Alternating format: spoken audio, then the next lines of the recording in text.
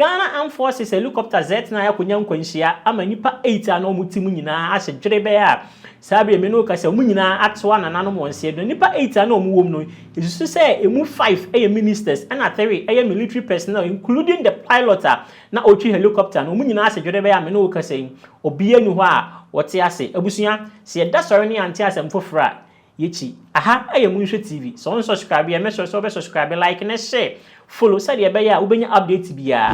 As part of His Excellency John Dramani Mahama resetting of Ghana na oye no Walanchi program be a friend responsible cooperative mining and skill development program.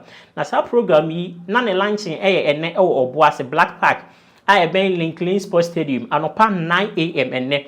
Na His Excellency John Dramani Mahama ono ankasa no ye guest speaker so na unim say program like this no eya na ministers a omo ben edi kan kopiem na omo free a later omo nso ayede a join nti eno ne ma Asante Regional Minister since ono no wa Asante Region no odi kan kopiem mature Dr. Frank Amakohene ene Honorable Emmanuel Ama Minister for Lands and Natural Resource ono nso kopiem bi nti omo nyina ma omo speeches ewie ye nti omo speech wie na other ministers no nso ewo so omo nso join but na omo nya mind Asante Regional Minister e man speech wie no eno oye course ehwe say omadru he enti oye course ne ko Ghana Armed Forces omo helicopter base because eho na ministers na aka no so fa helicopter na omo so nam kwan so omo ye de eba but information omo nya free omo ne say helicopter ministers ne etina mu no ayere free omo radar no so enti omo ntimi assess omo current location na omadru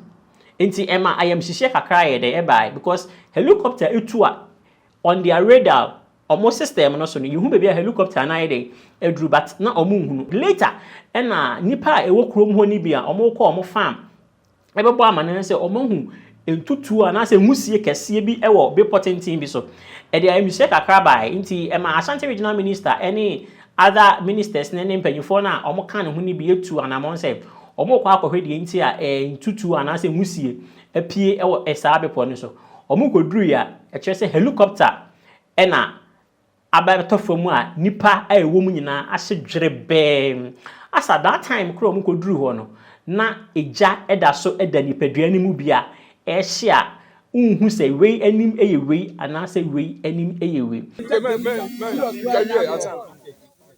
nipa 4 na wo ba ko de one oya sa do ho three na aka ne je mi video we no da mi video ba de jani jam nyina ye nipa na ye hye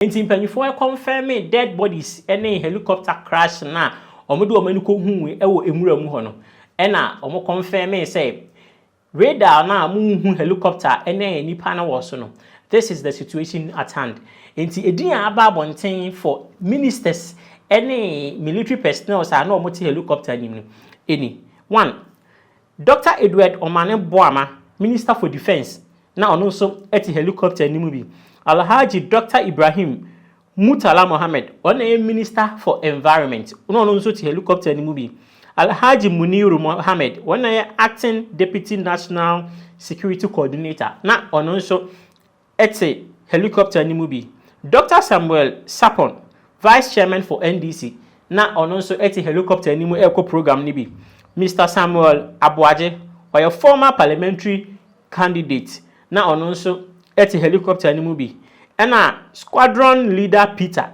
no ono so team ono de ono so ye asrani flying officer Chum Ampedu no ono so eti ono so ye me fa na se pilot no ono so ye dey eti helicopter nim bi Sergeant Ernest Ado na ono so eti helicopter nim bi enti nipa 8 wei na omote helicopter nim bi e ma incident yi esi ye abusuafo dadulumba yenya enye na yi kura anwie yenya hu bia bia de container kura ye dey esi Oman Ghana ede na airbay enne this ochina that umayen pa ebomu enye den na before say meka bibi no I remember this particular prophet Roger ehye enkom ka say ohia the defense minister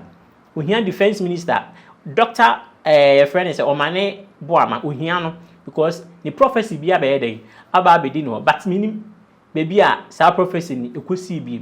When the Minister for Defense is here, the friend is saying, Omane Boamah, baby, I will be on friend. I have a very deep message for him. And baby, Minister Boamah, the whole video will be on friend. It is the prophet Roger. Amen.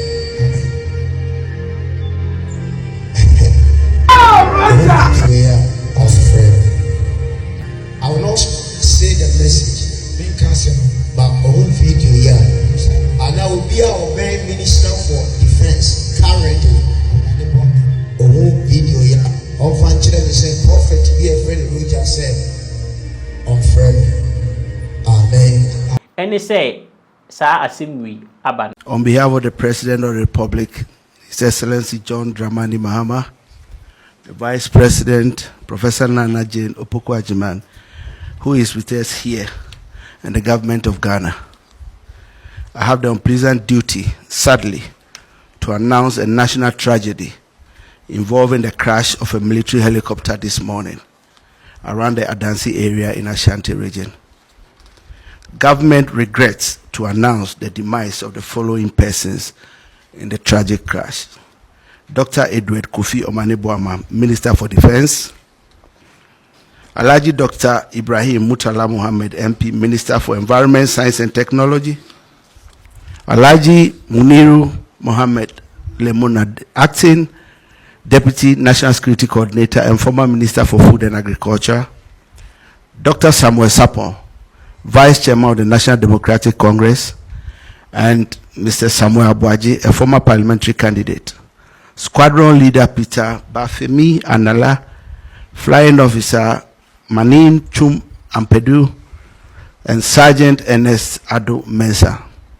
The President and government extends our condolences and sympathies to the families of our comrades and the servicemen who died in service to the country. All flags are to fly at half-mast until further notice. Thank you. Honorable Defense Minister Enyamedia. The form yensa when we no one ka ho yensa na fei passenger for and so eye enum and na omo eye helicopter no ebu sese ya me no ka say de enya ade ayira bium efri welder no so yenya hu se atofom e wadanse akro from a jatum ama nashi Abusianfo aha ayam Hwehwe TV. Make sure you subscribe, like and share. Say there be update on this issue and every other issues eba besomo.